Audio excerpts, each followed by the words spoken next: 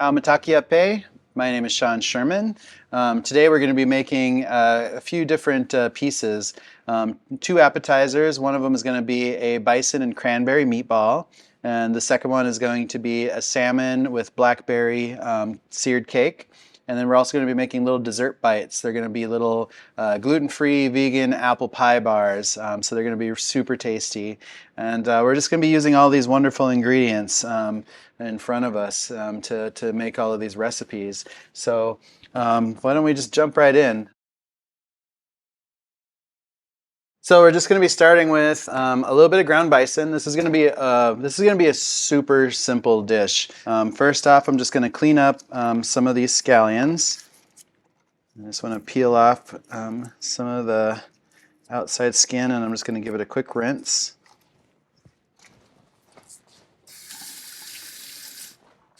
All right, so all I'm going to be doing is just chopping this up. Watching your fingers, of course. Okay, and then I'm also going to be using some dried cranberry, and I'm going to give this just a little bit of a rough chop. You don't have to be perfect, just nice and kind of broken up a little bit. I'm going to be adding a little bit of salt, and I'm also using a little bit of wild sumac that I harvested and gathered, and this is staghorn sumac, which kind of has a kind of a citrusy flavor. I'm going to be using a little bit of cornmeal. This is some really nice yellow cornmeal. And I'm actually going to use a little bit of blue cornmeal too. So I have a few ingredients there. I'm also going to use a little bit of maple. And this is going to be about a 1/4 cup of maple. And some of these hemp seeds. And you don't have to use hemp seeds. I just have a bunch, and we just want to be able to utilize a lot of this amazing local product. And then I'm just going to mix this up. And you don't have to, this isn't your typical meatball recipe that has lots of egg product and breadcrumbs. We're just kind of using some of these indigenous ingredients and just keeping it really simple. All right, so then all we're going to do is just make little hand-sized meatballs. And then as we're getting a pan ready for that, we're going to make a little bit of sauce also. So I'm just going to toss in the rest of my cranberries here. I'm going to add a little bit of water. And I'm going to add a little bit of maple again. Just a couple tablespoons. I'm going to get that going on the stove also. Now that we're getting our pan nice and warm, I don't want it too hot. Just going to add a nice little bit of oil. I just want enough to make sure that it's able to coat the entire bottom of the pan. All right, as soon as our oil is hot, and you should hear it sizzle a little bit when you put them in, so put them in carefully. And you just want to get a little bit of that caramelization going.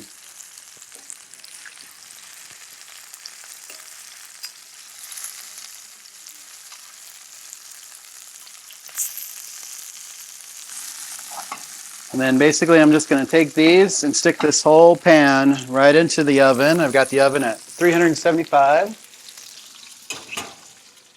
And I'm just going to let those cook for about probably 10 minutes.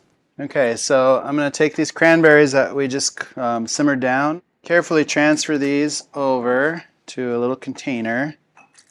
If you have a blender, it'd make this job a lot easier. All right, then we're just going to really carefully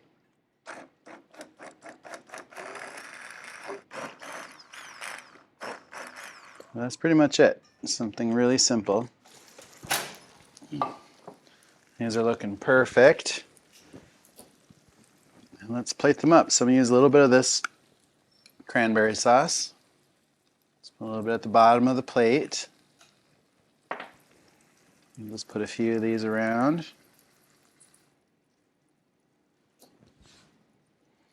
A little bit more cranberry sauce, kind of just let it fall all over. And it's always nice to have a little bit of garnish. These are just some local microgreens. It's a nice little snack, healthy and clean and delicious. We're going to be making some salmon cakes. So I have some really fresh salmon here and also some smoked salmon here because it's going to just offer it another little layer of flavor in these salmon cakes. So first thing I want to do, we're actually going to be using some seaweed too. So I'm going to take some of this arame seaweed and I'm just going to add a little bit of hot water to it. And that'll be soaking while we're doing this other stuff. So I'm going to take half of the salmon, half of the fresh salmon, and I'm going to cut it into little cubes. First I got to skin this real quick.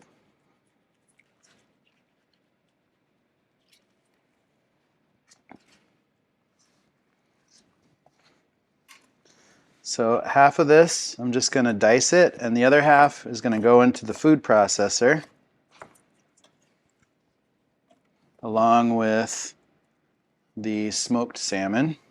And this dish I feel like is more inspired from the Pacific coast all the way up into Alaska, where salmon is such an important part of so many people's diets. So we're going to set this aside for a moment.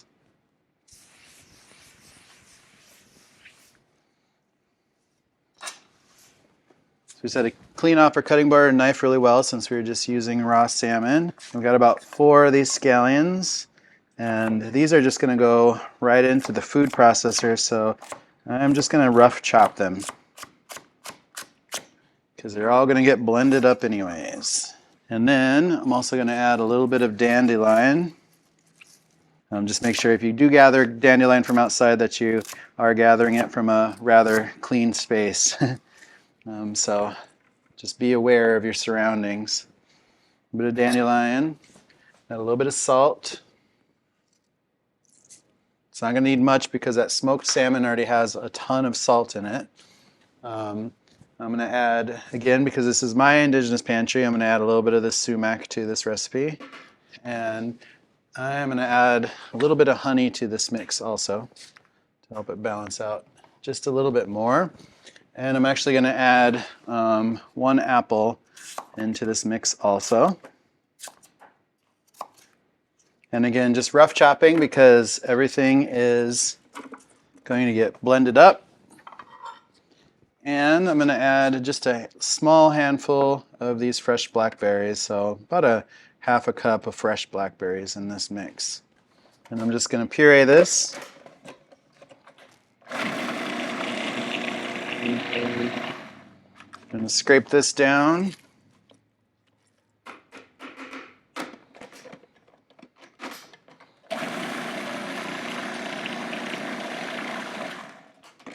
We're going to put this in our bowl. I'm going to scrape in some of our diced salmon into this. Just mix this up really well. Just a nice smooth paste. While we're letting the pan get hot, I'm just going to take some of these fresh blackberries and I'm just going to crush them with my fork. And we're just going to make the simplest sauce with just crushed blackberries. So just a tiny bit of honey. You can use whatever. You can use agave, you can use maple if you want, or you don't even really need it because it's already sweet and tart enough. And it's okay for it to be chunky because you just want all of that flavor to go in the food. All right, set that aside for a second. This should be nice and hot. So a little bit of oil. I'm still using sunflower oil. Oh yeah, that's hot. It's a little too hot. Turn that down a little bit. This is going to sizzle pretty good. Going to drop it right in there. And we don't want to mess with this too much. You want it to get a really nice sear.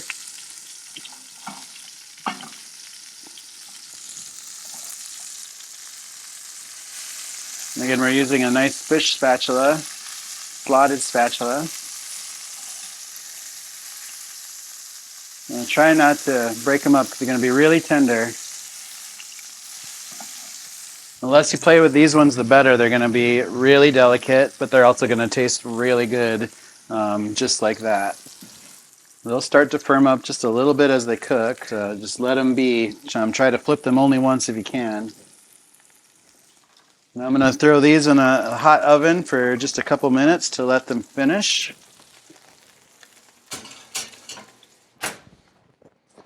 And then we'll get ready to plate. And if you see that our seaweed is doing really well, it takes almost no time to soak up. It's going to add a lot of nutrients and flavor, so it'll be really, really good. All right, so let's just, we're going to gently plate these. So first off, I'm going to put a little bit of this awesome seaweed down on the bottom of the plate.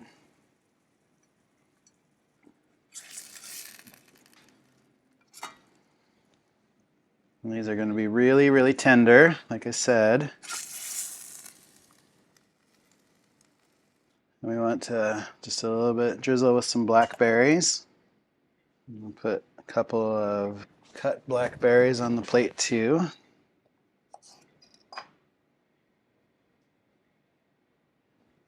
And I'm going to use a little bit of nori for a little bit more texture. Just going to kind of fold it up a little bit. And just really thinly chop it.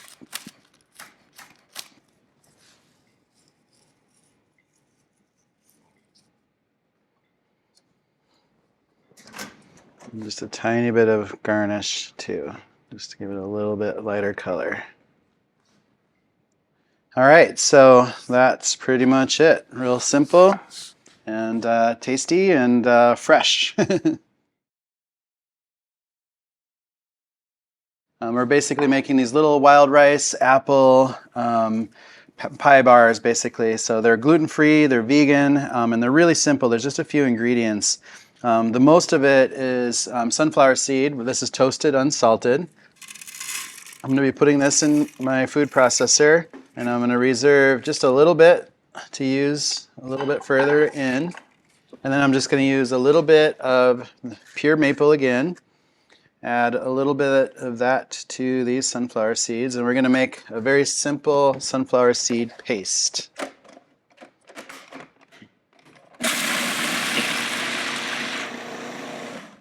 And sometimes if the sunflower seeds are just a tiny bit dry, we'll add just a little bit of water, but not very much, just a little tiny bit at a time. And we want to scrape this, kind of mash it a little bit. We want it to get this as smooth as we can. I'm going to add just a little bit more water.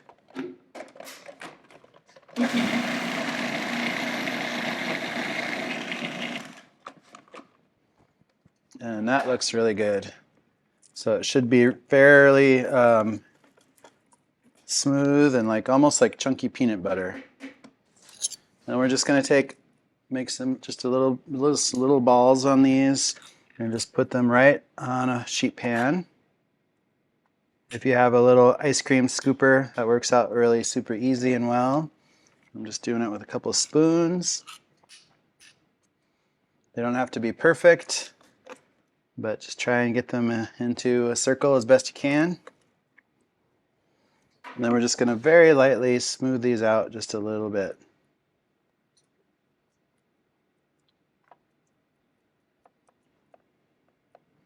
Okay, and we're just going to bake these at a really low oven at 300 degrees for about 8 minutes. So not very long. We'll check them and we'll probably turn them around and put them in a little bit longer. Well, while those are cooking, we're going to get our apples together. And we're just going to saute these off.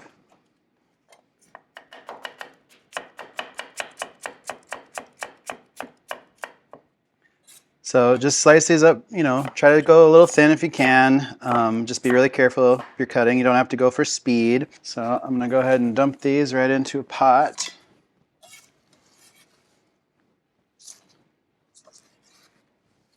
I'm going to add about a cup of water. I'm going to add about 1/4 cup of maple because we want them to be a little sweet. And we're add just a little bit of cinnamon.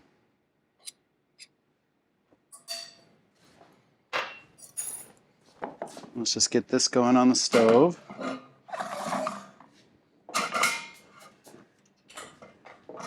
That won't take very long to cook down at all. All right, so next we're going to puff up a little bit of wild rice, and it's really simple because we're just going to use a dry pan. Just get the pan pretty hot, and all we're going to do is just add a little bit of wild rice and just gently stir it, and it's just going to kind of puff up. I'm just going to stir it a little bit to see when the pan gets hot.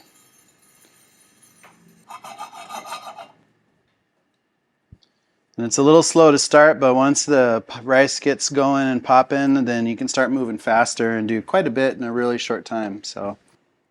And we just want to keep a careful eye because you can go from toasting and puffing this to burning this really fast. So that one looks pretty good. All right, so now that the pan's at the right temperature, we can go a little bit heavier on the rice.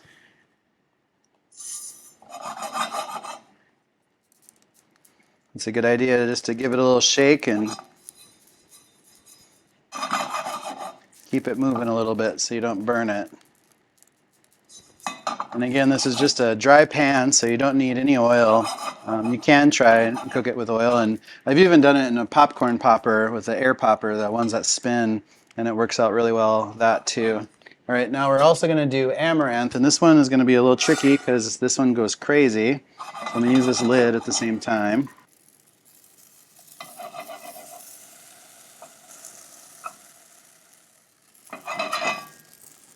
Wow, that was fast. And again, the amaranth is such a smaller grain, and it'll burn way, way faster, so you have to move a lot faster. I'm also going to just toast up some of the seeds and nuts that we have too. So I'm just going to throw all this stuff directly in together. So we have some walnut, some pepita, and some sunflower seed. And I'm just going to dry toast these a little bit. So again, just make sure that you're stirring your pan around and keeping it from burning as best you can. All right, so I got everything toasted. I'm just going to put everything back into our food processor. We'll save a little bit of that puffed rice. And we're just gonna give it a light buzz up. We don't want to make a paste out of it. I just want to break it up. That's pretty much it. And we're gonna dump this into a bowl. And a little bit of pure maple again. And just stir this up.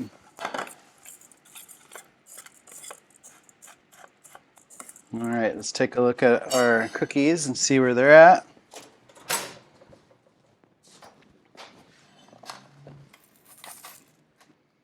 Just gonna flip these over. And I'm just gonna let them cook for just 2 more minutes. And then we will put them together.